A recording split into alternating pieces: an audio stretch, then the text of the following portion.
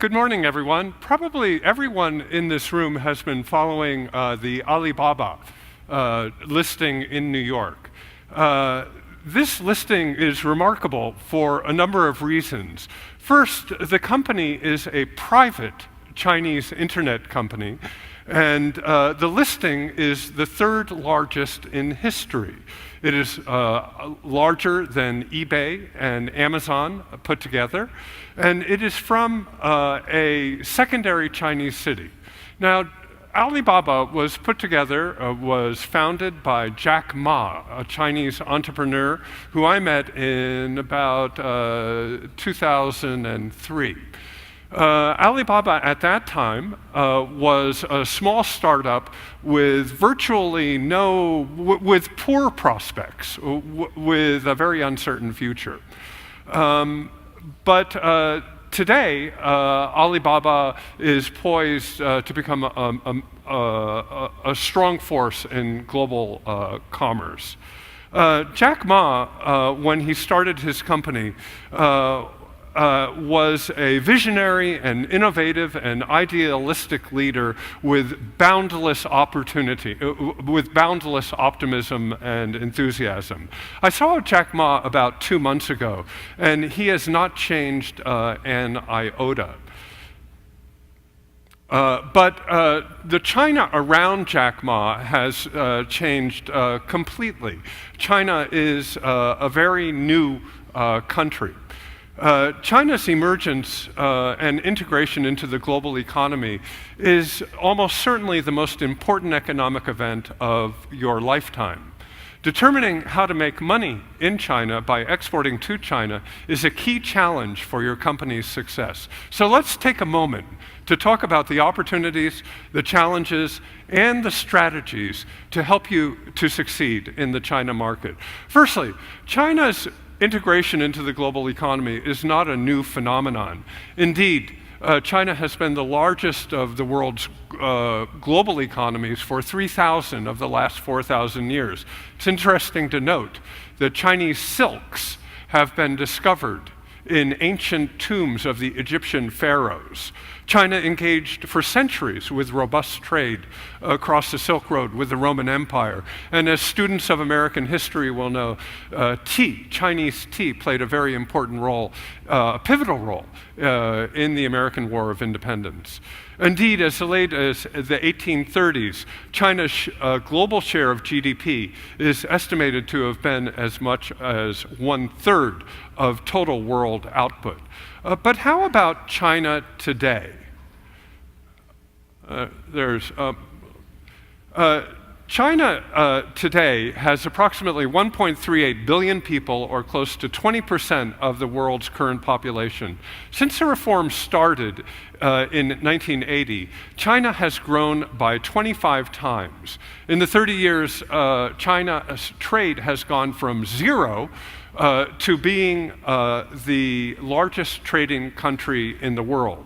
So China's nominal GDP is approximately 2/3 of that of the United States, with nominal per capita GDP at about $7,000 US. But according to a recent World Bank report, the World Bank estimates that China's GDP, when you equilibrate for exchange rates and prices, is about on par with the United States at about $17 trillion. So while it's difficult to estimate the exact size of the Chinese economy, we actually have a pretty good idea of the momentum, the drivers of economic growth, and the constraints that China faces. The main driver of economic growth today is demographics. Today, approximately 54% of Chinese people live in an urban area, up from about 20% in '79 when the reform process started. And another 25% of China's population, or about 20 million people a year, are expected to move into the Chinese urban areas, leaving their farms.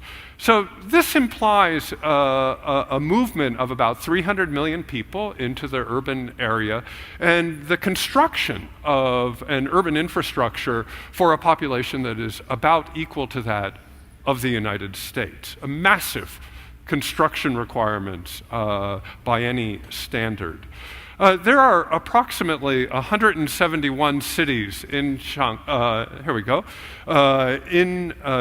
with a population of over 1 million.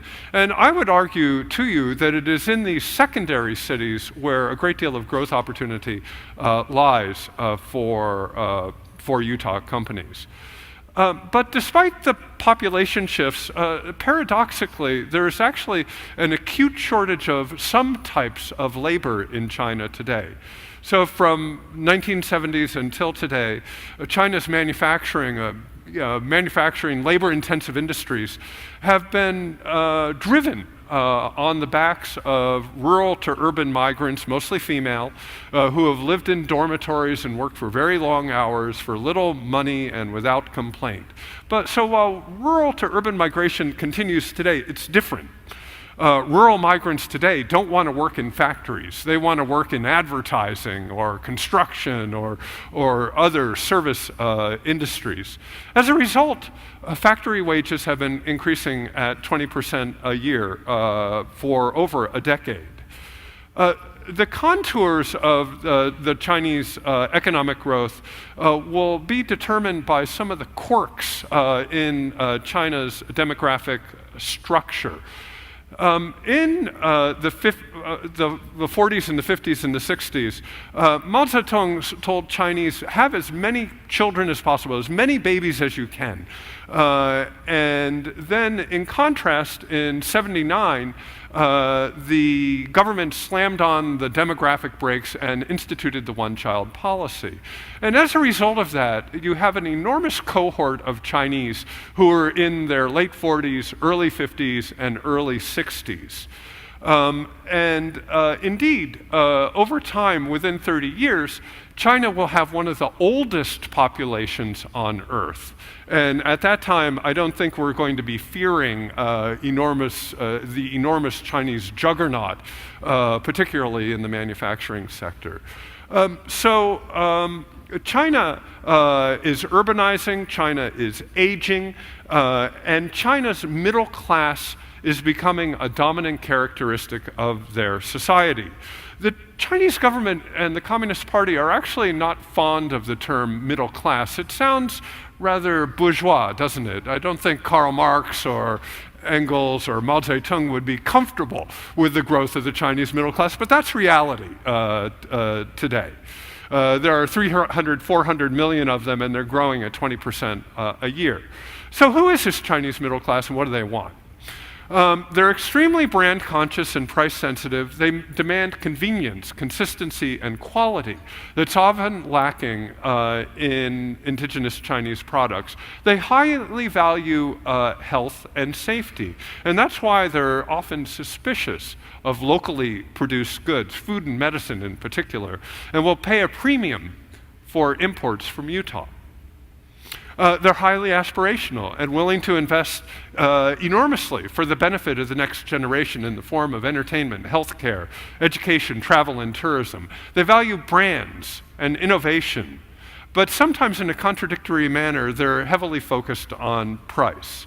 So the rise of an older urban middle class in China is inevitable.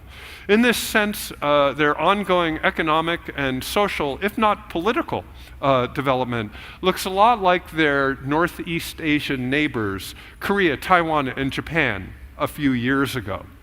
From a specifically economic perspective, what does that mean? China's policy mix, the Chinese government's policy mix of emphasizing infrastructure building, maximizing exports, and growing foreign exchange reserves is no longer sustainable. Like Japan in the 80s, like Taiwan and Korea in the 90s, it's time for China's economic policies to pivot. If China is to become a developed country and to escape the middle income trap, the Chinese government knows that it needs to implement policies that highlight innovation, domestic consumption, globalization of the currency, external balances, and quality of life.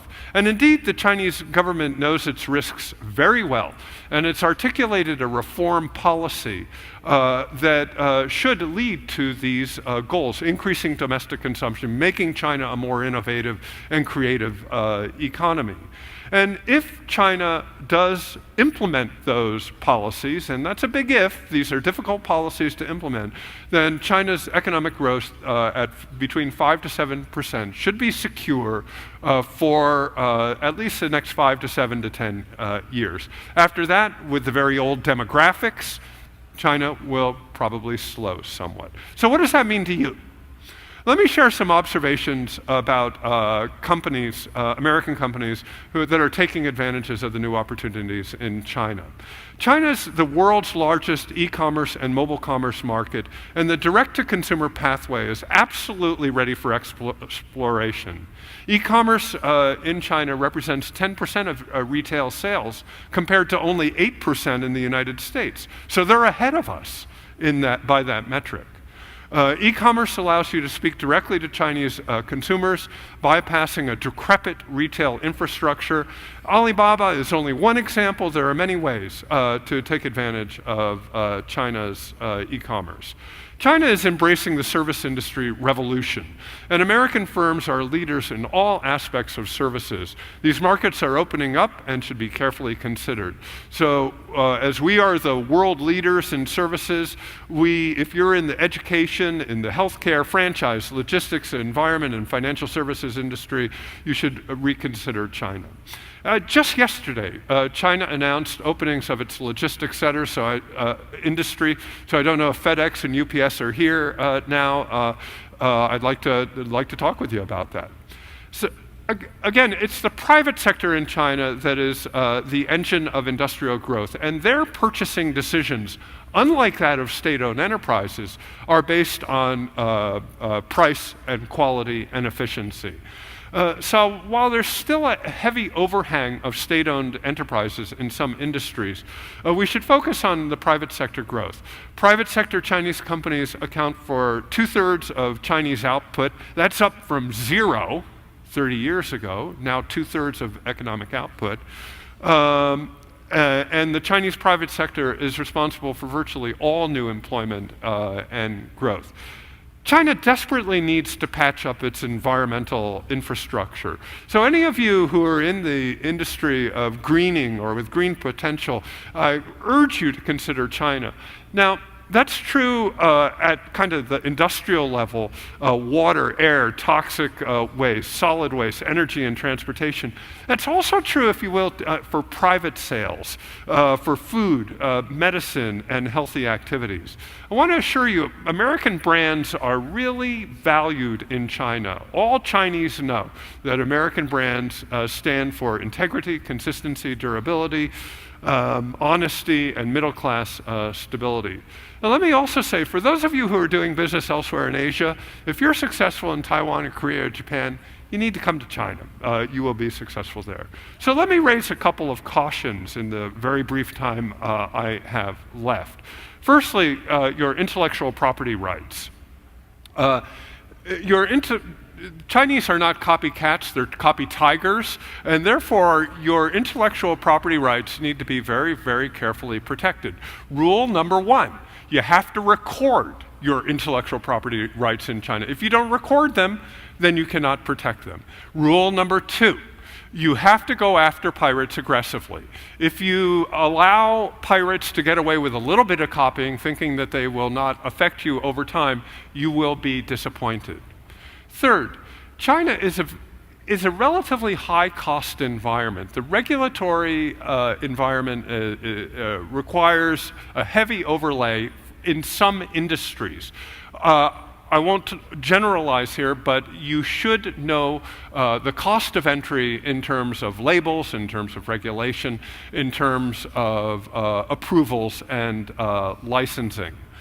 And then finally, rule of law. China is not yet a rule of law country. The playing field is slanted for state-owned enterprises. It's slanted down for domestic Chinese private enterprises. There's a level playing field. Foreign enterprises play upfield.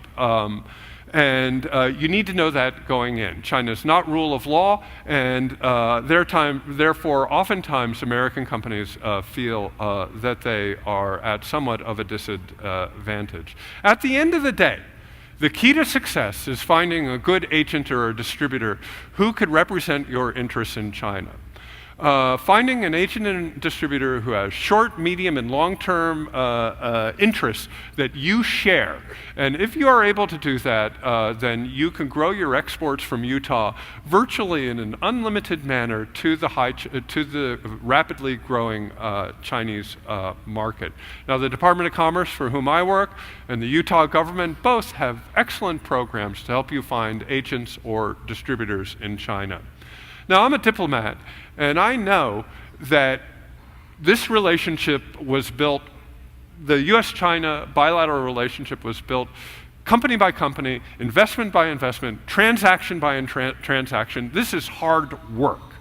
And for any of you who are interested in the China market, particularly for those of you who are not there now, then I will be in the back later on, and I would be honored to be able to work with each one of you individually to allow you to apprise the costs and the potential opportunities, the potential benefit of accessing the most exciting economic opportunity of our lifetimes. Thank you very much.